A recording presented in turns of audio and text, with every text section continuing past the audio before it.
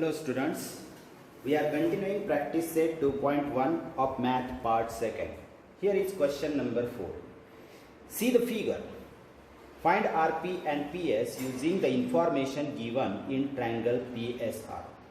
You can see the triangle PSR here. It is a right angle triangle because one of its angles is 90 degree. The information about angle P is given 30 degree and the length of seg SR is given 6. And we have to find out the lengths of these two segments. One is RP, this RP, and the other is PS. So dear students, the information is given about angles of two angles. With the help of that we can find out the measure of the third angle. So first we will write here in triangle PSR, angle P is equal to 30 degree. Angle S is equal to 90 degree. So these two angles are given. Therefore, remaining angle, we can write here remaining angle, which is remaining angle, angle R. It is equal to 60 degree. We can directly write it as its measure is 60 degree. But how do we write here 60 degree? With the help of the property that the sum of the measures of all the three angles of a triangle is 180 degree. And by subtracting these two angles from 180 degree, you get the value of this angle, measure of this angle. Angle R is 60 degree. Now we can write here triangle PSR is of measure 30 degree, 60 degree and 90 degree. It is a triangle of 30 degree, 60 degree and 90 degree. So by the theorem, we can apply the theorem here. By the theorem of 30 degree, 60 degree, 90 degree triangle. You know the statement for this theorem. If the measures of three angles of a triangle are 30 degree, 60 degree and 90 degree, then the side opposite to 30 degree angle is half of hypotenuse and the side opposite to 60 degree angle is root 3 upon 2 times of hypotenuse. So this is the statement we have to use here so that we get the lengths of these two segments. First, see which side is opposite of 30 degree? SR. So we can write here SR is equal to half of hypotenuse. Hypotenuse is PR. You know how to identify the hypotenuse? The side opposite to 90 degree angle is hypotenuse. So we can write here multiplied by PR. Now SR is given. We can put the value of SR there. So 6 is equal to half into PR. If this 2 which is divided here shifted to the left side, it becomes multiplied. So 6 into 2 is equal to PR. Remains PR on the right hand side. And therefore PR is equal to 6 2s are 12. So we get the length of PR as 12. So in this way we get the value of one segment. Now the other segment is PS. See PS. PS is the side opposite to 60 degree angle. So we can write here PS is equal to root 3 upon 2 times of hypotenuse means PR. You can give the reason here, side opposite to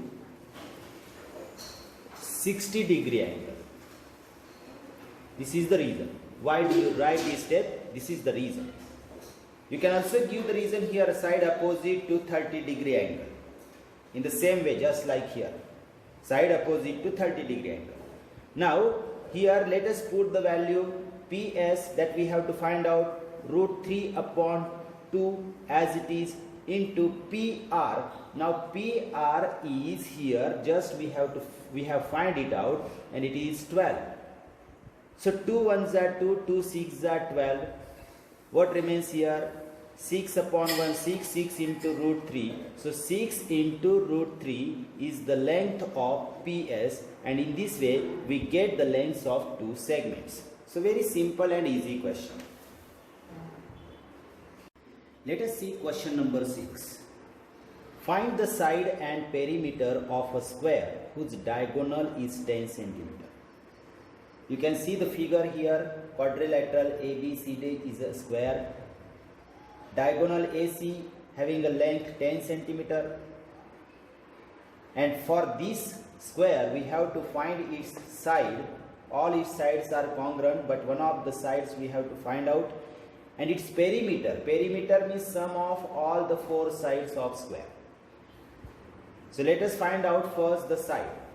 For that, here we have to write quadrilateral ABCD is a square. Which type of quadrilateral it is? It is a square. And let its side be x. Let its side be x centimeter. If the diagonal is given in centimeter, so side will also be in centimeter. We are considering it as x centimeter. And we have given the diagonal AC is equal to 10 centimeter. So, for finding the side, if AB is x, so BC will also be x. As we have considered its side x, so we can write here AB is equal to BC is equal to x centimeter. Now we can consider triangle ABC. See, it is a right angle triangle because one of its angle is right angle. B is 90 degree because it is the angle of square. And you know that all the angles of squares are right angles. So we can consider triangle ABC here. In triangle ABC, we can write angle B is equal to 90 degree. So you must have understood that I have written here a baseline for Pythagoras theorem. Means we can apply the Pythagoras theorem for triangle ABC.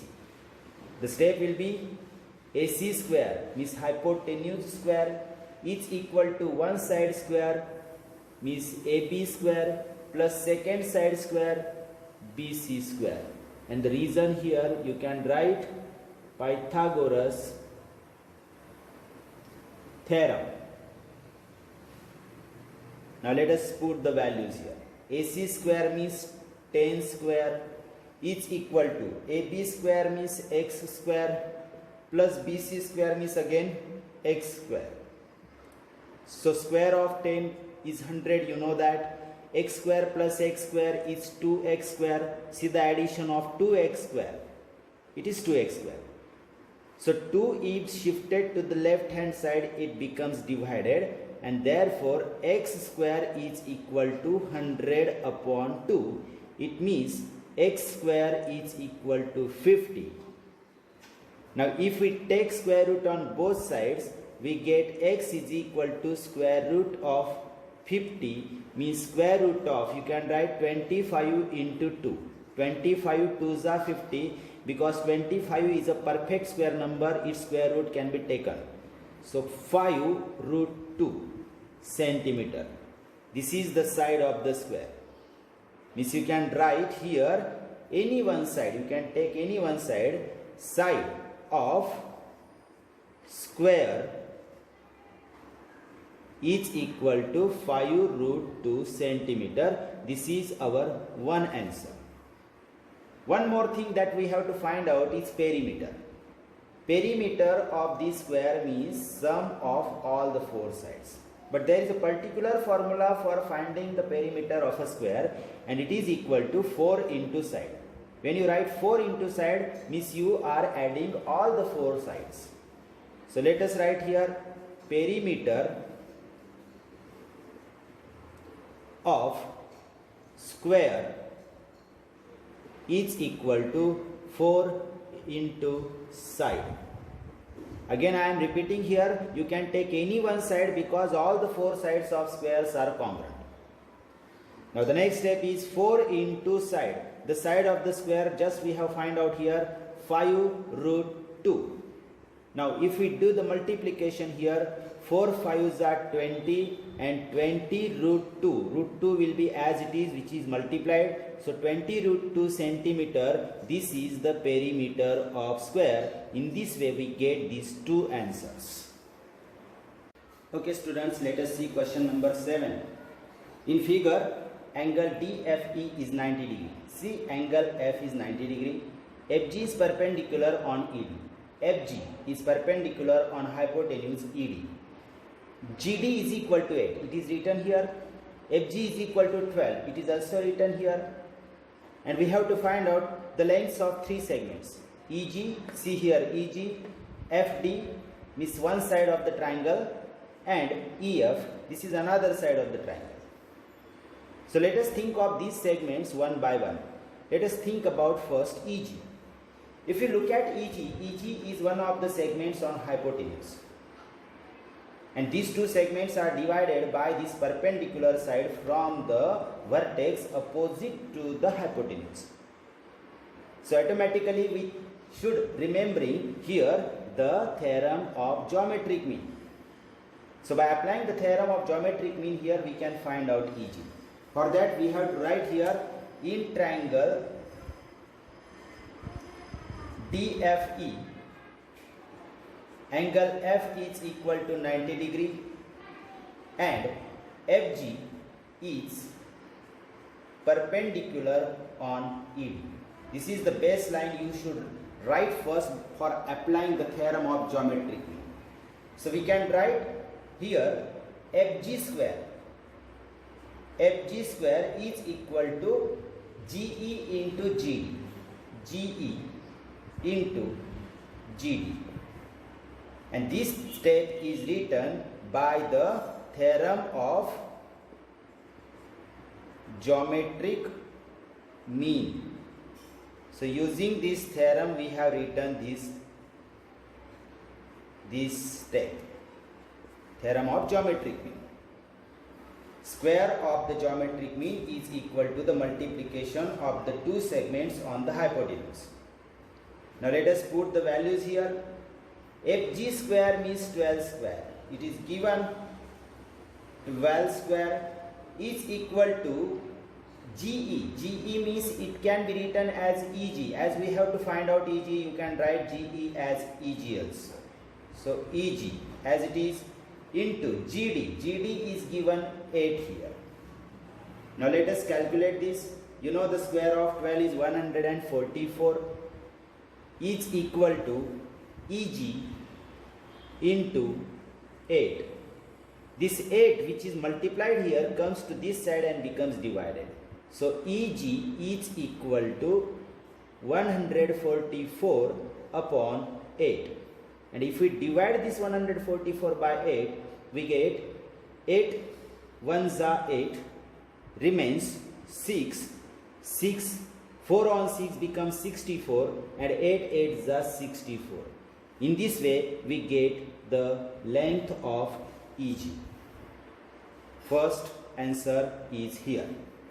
Now second, FD. FD is one side of the triangle FGD. See, triangle FGD. For finding FD, you have to consider this triangle.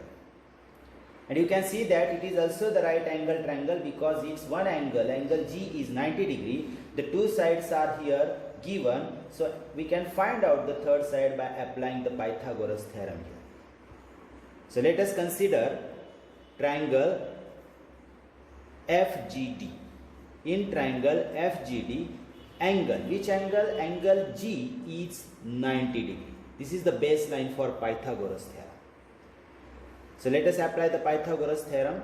Square of hypotenuse. Hypotenuse, opposite side of right angle is FD. So FD square is equal to the sum of the squares of remaining two sides means GD square plus GF square.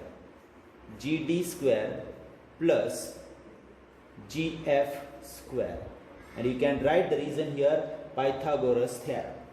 Don't forget to give the reasons here because these have some marks weightage for the reasons.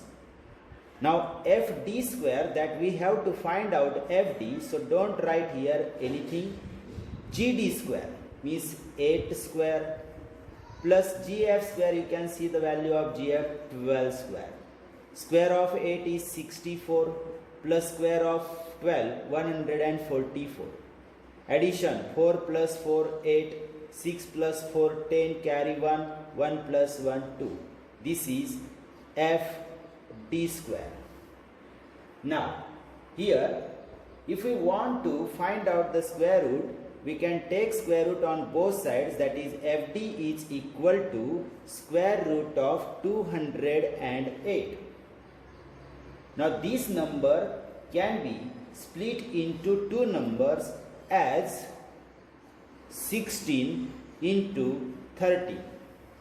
Multiplication of 16 and 13 is 208. And one of these numbers can be taken outside the square root because 16 is a perfect square number. So writing this 16 outside the square root, it becomes 4. Square root of 16 is 4 and root 13 will be as it is. So this is the length of FD. This is second answer. Out of these three, this is second answer. Now the third one is EF. If you want to find out EF, you have to consider this triangle. The name of the triangle is EFG. It is also the right angle triangle. So here again you know the two sides FG and EG. In the first question you have find it out. So you know the two sides. You have to find out the third side, which is the hypotenuse of the triangle. By applying Pythagoras theorem you can find out EF. So find it out. This question is for homework. You have to solve it. I have just given the hint to you. So it is just like this. Simple. So find it out and show me. Send it to me on the WhatsApp.